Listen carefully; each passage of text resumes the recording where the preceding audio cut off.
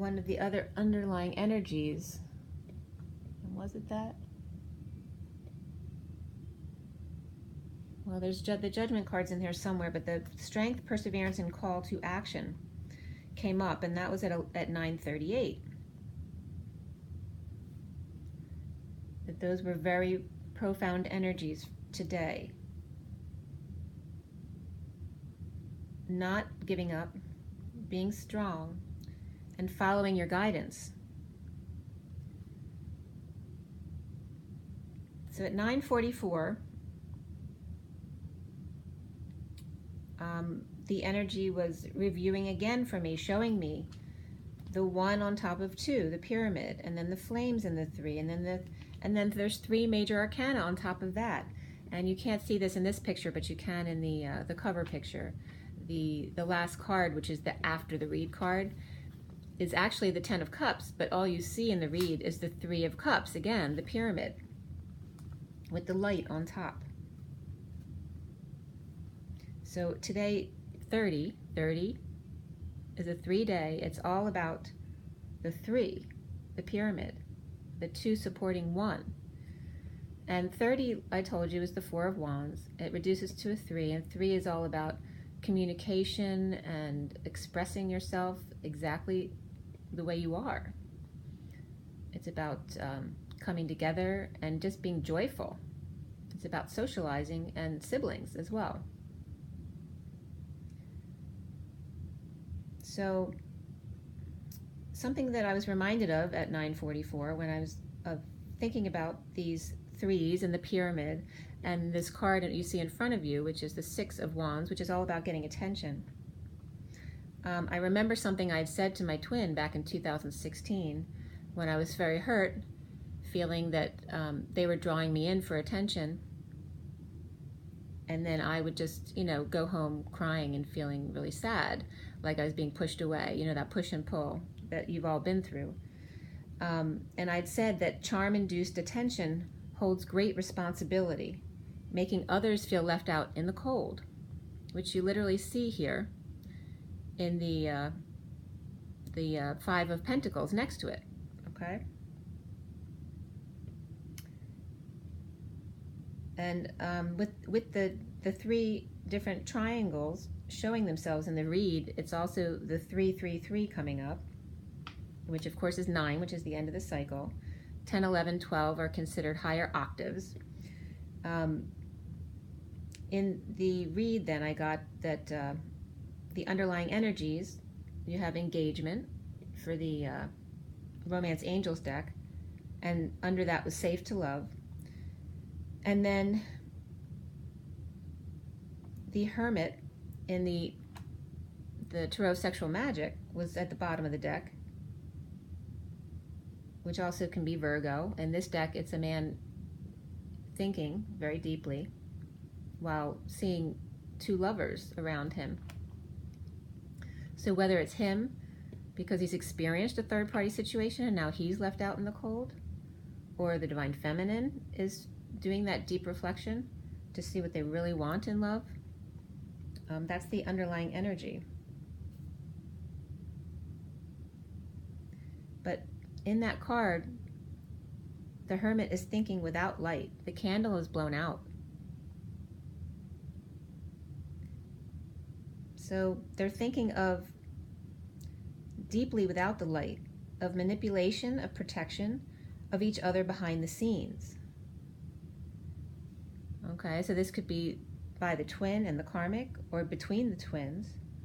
Could be the karmic pleading for protection when he knows it's the twin he should be protecting because he's being manipulated, so he's not protecting himself.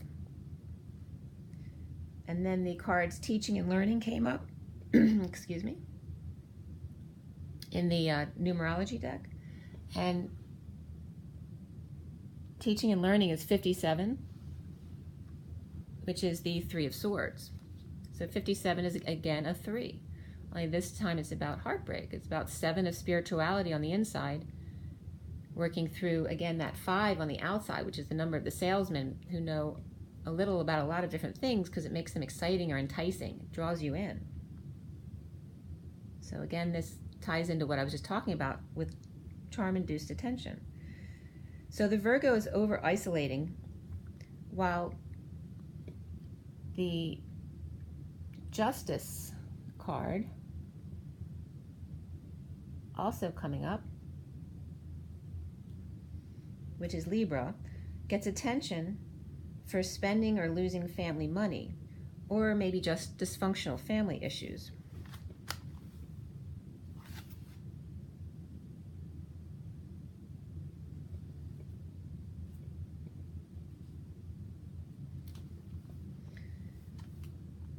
So then I was drawn to remembering, as soon as I went through this, I remembered yesterday this was coming up about my parents.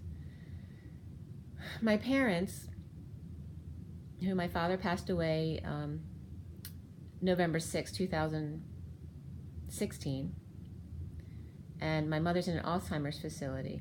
But her soul number is 24 and his is 42, a direct reflection. And they're exactly 7 years and 7 days apart, and they're both Gemini, the twins. Okay, so the significance came up for me yesterday, that my parents were very instrumental as an example in what we're going through right now.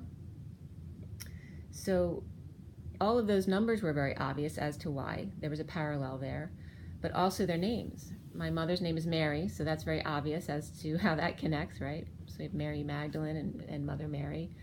But I wanted to look up Constantine. So what relevance is that? And I was taken right to the film Constantine.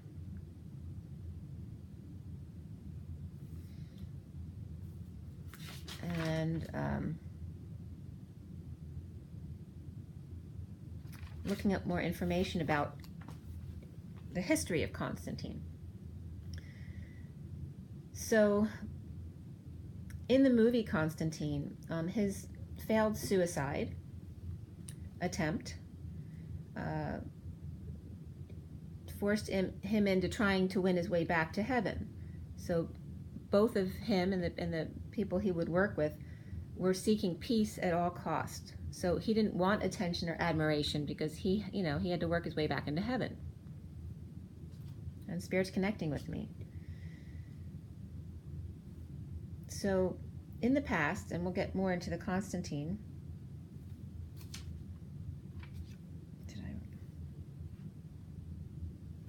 well, when I looked up Constantine, he was the first Roman Empire to profess Christianity in the 4th century. It was 311.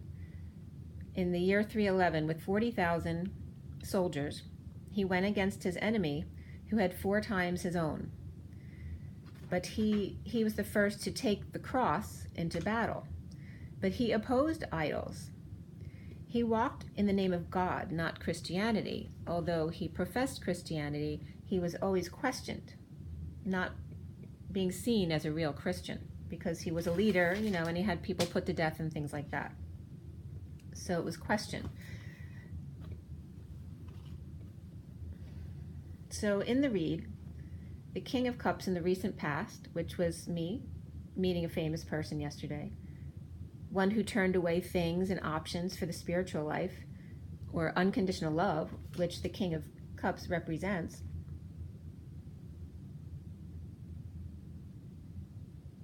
he really appreciated. So my twin flame friend had said to him, I like you because of what you represent, not your fame, because of his spirituality or his faith.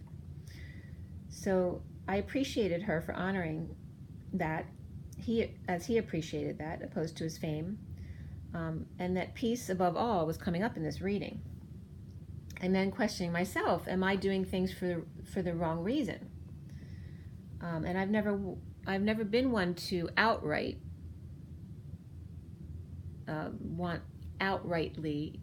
want to be out in the spotlight, because I was always very shy and afraid of, I guess, that energy of being attacked when you're in the spotlight. So are you drawn to people who are in the spotlight so you can feel that, what it feels like to be in the spotlight, and yet not take the responsibility of it? So I want you all to think about that too, because it was very important, especially with what came up and what I had said to my twin, a couple years ago. It's a big responsibility to be in the spotlight. So peace above all.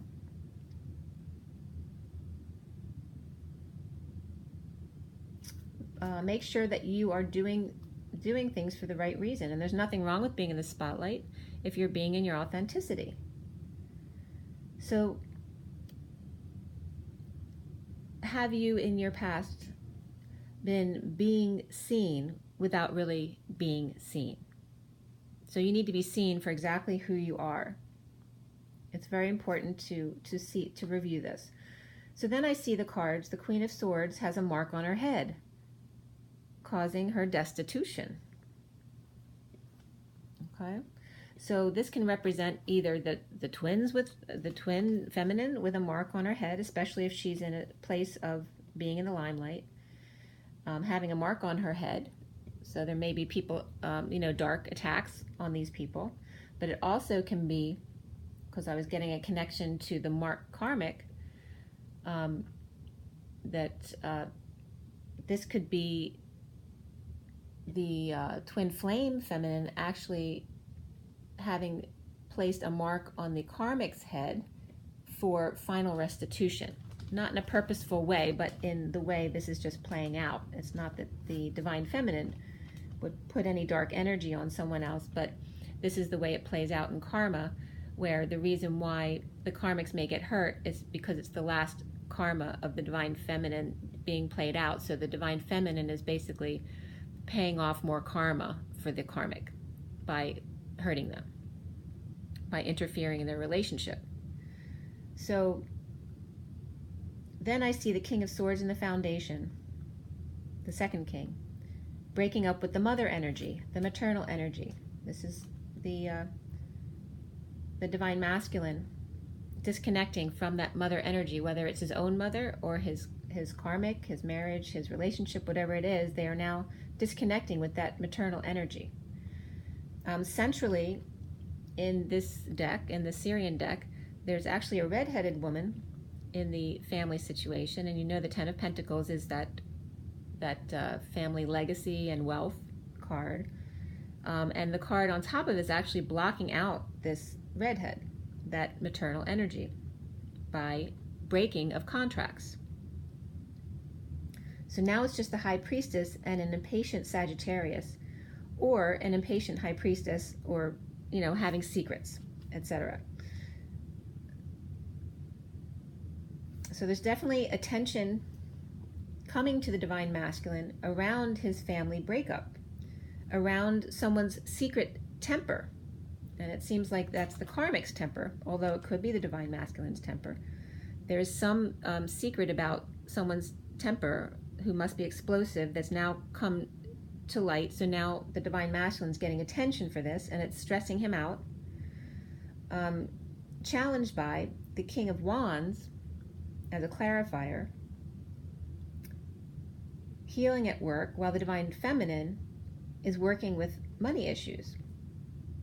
And he's healing at work, but now announcing or professing, just like Constantine did, words of God. So God is healing him now, and he knows this. And now for the divine feminine in their heart and head, or head and heart, in their now moment,